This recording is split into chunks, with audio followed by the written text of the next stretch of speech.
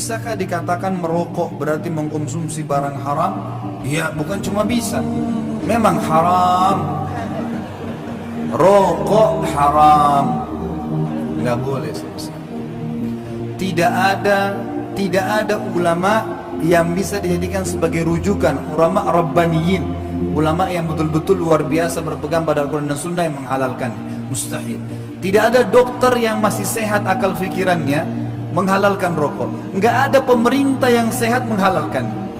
Kenapa pemerintah kita tulis pelangnya besar-besar, rokok bisa membunuhmu? Saya berharap suatu waktu pemerintah kita ganti gambarnya kecil, tulisannya besar.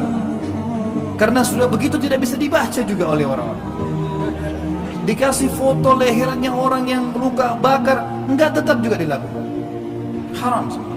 Ini sama dengan narkotika, sama, cuma dilegalkan. Haram, teman-teman.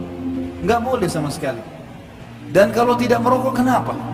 Mati kalau tidak merokok? Enggak. Mati kalau ajal datang.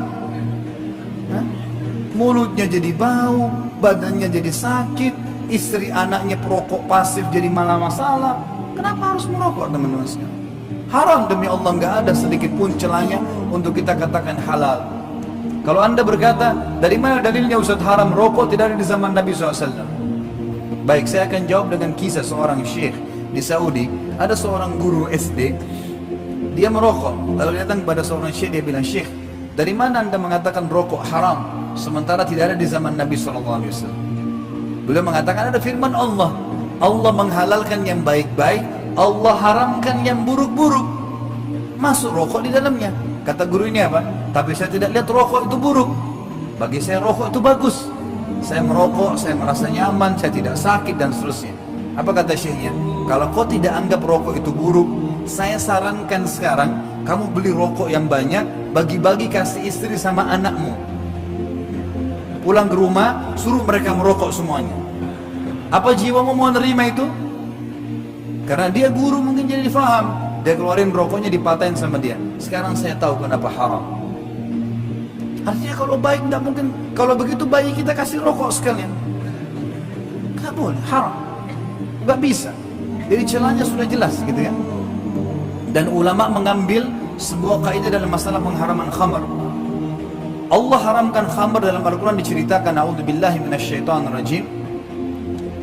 Yas'alunaka 'anil khamri wal maisir qul fihima ithmun kabir wa manafi'u linnas wa ithmuhuma akbar min naf'ihima. Al-ayat. Ditanyakan kepadamu hai Muhammad tentang khamar. Khamar ini definisinya kullu ma yukhammirul aql, semua yang bisa membuat akal seseorang keluar dari normalnya, lebih percaya diri atau lupa diri. Masuk di dalamnya cairan dan selain cairan.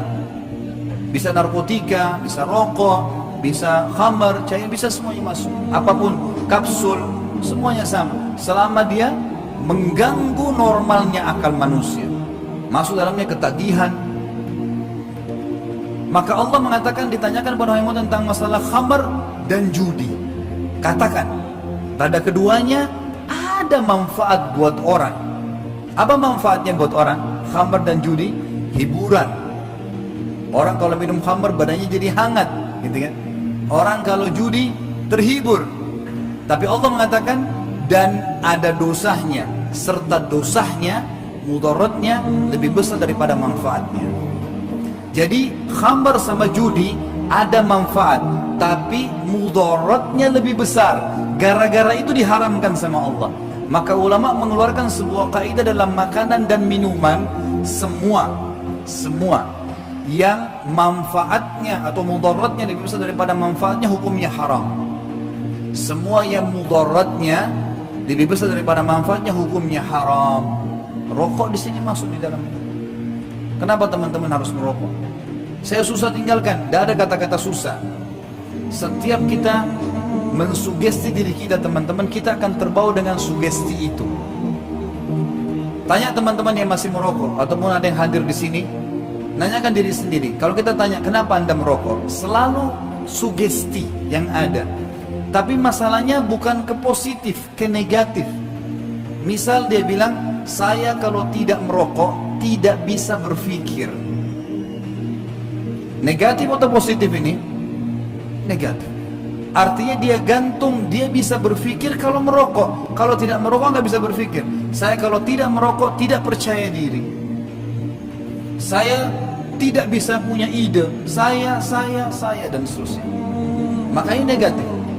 Ini dia mengurung dirinya di bingkai kehidupan yang dia buat sendiri. Sama dengan orang bilang, saya kalau tidak minum kopi pagi hari kepala saya pusing. Pusing bener kalau nggak ada kopi. Kalau ada kopi, ada susu, ada air putih, minum saja bismillah selama halal. Kenapa harus kurung? Saya kalau tidak tidur di rumah saya nggak bisa tidur. Ini kebodohan. Di rumah nenek, di rumah kakek, di rumah teman, di masjid tidur saja. Hah? Kenapa harus begitu? Saya kalau tidak makan di rumah saya nggak bisa makan. Nggak bisa betul nelan nanti.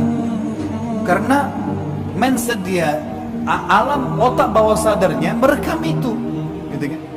Saya kalau tidak menikah sama orang ini saya bisa mati. Mati benar nanti. Dia nggak mau, sudah, nggak usah. Ya, masih banyak manusia lain. Gitu kan? Jadi jangan kurun diri kita di situ. Sama dengan teman-teman merokok itu. Gitu kan? Saya bisa tinggalkan. Saya bisa menghafal. Saya kuat untuk bekerja.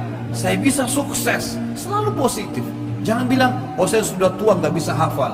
Nah, sahabat-sahabat umur 60 tahun masuk Islam bisa hafal 30 juz Al-Quran kok. Sugestinya. Amr bin Jamuh radhiyallahu anhu, sahabat Nabi, kakinya pincang, sudah tua, pegang pedang itu gemetar, ikut jihad, berperang.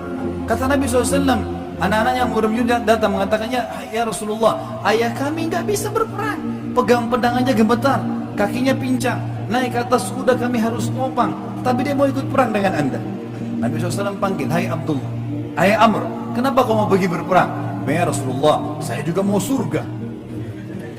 Saya mau surga ya Rasulullah, mau mati syahid. Kata Nabi, naikkan dia di kuda biar dia ikut berperang. Terbunuh betul, mati syahid. Semangatnya positif, gak ada negatif. Bisa teman-teman, bisa orang dari buruk menjadi baik, orang bodoh jadi pintar, bisa, asal positif.